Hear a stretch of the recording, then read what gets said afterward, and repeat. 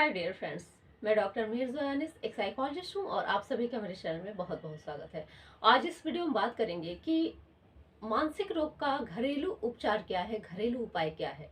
पहली चीज ये कि इलाज का कोई घरेलू उपचार कोई ऑप्शन नहीं होता, कोई विकल्प नहीं होता। अगर इलाज की जरूरत है तो इलाज ही कराना पड़ेगा, कोई ऑप्शन इसका नहीं होता।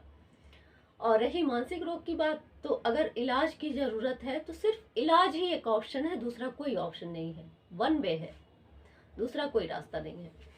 और अगर जीएडी यानी जनरलाइज एंजाइटी डिसऑर्डर की बात करें तो इसमें ऐसी कंडीशन हो जाती है पेशेंट की कि उसको एक तरह की एंजाइटी होती है और वो हर काम करते हुए हर समय, चाहे जहाँ भी हो, जिस जगह भी हो, कोई भी काम करता रहे, उसको जो चिंता है, जिस वजह से वो परेशान है, वो बराबर बना रहता है। और इतना ज़्यादा बना रहता है, ये कंडीशन इतनी ज़्यादा उसकी ख़राब हो जाती है एंजाइटी की वजह से कि उसका जो डेली रूटीन है, दैनिक दिनचर्या का कार्य भी प्रभावित होता है, कुछ भी वो सही से कर नहीं पाता है, एक तरह से मानसिक विक्षिप्त अवस्था में रहता है।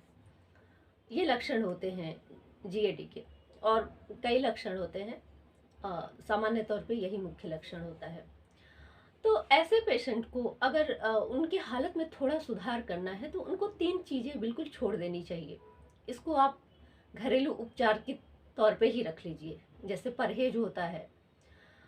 तो ऐसे लोगों को 3 चीज़ें बिल्कुल इस्तेमाल नहीं करनी है: निकोटीन, कैफीन और एल्कोहल। यानी कि चाय, कॉफ़ी और शराब बिल्कुल ही इस्तेमाल नहीं करना है। चाय में निकोटीन, कॉफ़ी में कैफीन और शराब में अल्कोहल पाया जाता है। और ड्रग्स भी नहीं इस्तेमाल करना चाहिए, क्योंकि किसी भी मानसिक रोगी को ड्रग्स उसका जो रोग है और उसको बढ़ा देता है, उसके लेवल को बढ़ा देता है। तो ड्रग्स या अल्कोहल वगैरह बिल्कुल नहीं यूज़ करना चाहिए। और अगर बहुत ज़्यादा लत लग गई है तो थोड़ा थोड़ा करके डोज कम करते करते और उसको छोड़ने का प्रयास करना चाहिए। इससे काफ़ी रिलैक्स मिलता है। और जो जीआईडी के पेशेंट हैं, यानी कि जनरलाइज्ड एंजाइटी डिसऑर्डर के जो पेशेंट हैं, उनको प्रयास करना चाहिए कि उनको हरे पत्तीदार सब्जियां जो होती हैं वो ज़्यादा खाने में इस्तेमाल करें, सैलेड वगैरह खाएं, सलाद। और व्यायाम करें, वो किसी भी तरह का हो सकता है, चाहे डांस हो, स्विमिंग हो, रनिंग हो, किसी भी तरह का जो उनको अच्छा लगता है उस तरह की एक्सरसाइज वर्कआउट वो कर सकते हैं। इससे भी थोड़ा उनको रिलीफ मिलता है, क्योंकि जीएडी के पेशेंट में ये भी देखा जाता है कि वो बहुत ज़्यादा परेशान तो होते ही हैं, एंजाइटी की कंडीशन में होते हैं, साथ में उसको मसल्स में एक तरह की जकड़न भी महसूस होती है। दिमाग तो पूरे टाइम बोझिल रहता ही है, शरीर भी इसी तरह से थका थका सा, जकड़ा हुआ सा महसूस होता है। तो अगर वो ये फिजिकल एक्टिविटी में खुद को बिजी रखते हैं तो थोड़ा सा उनका माइंड डाइवर्ट होता है और उनकी कंडीशन में थोड़ा सा सुधार देखा जा सकता है। और ऐसे पेशेंट को काउंसलिंग के तौर पे साइकाइट्रिस्ट या साइकोलॉजिस्ट सीबीटी यानी कि कॉग्निटिव बिहेवियरल थेरेपी देते हैं, जिसको हिंदी में संज्ञानात्मक व्यवहार थेरेपी कहा जाता है।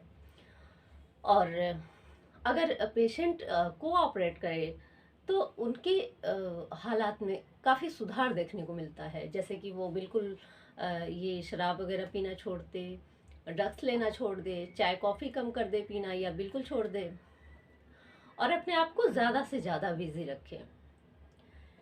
एक तरह से इसी को हम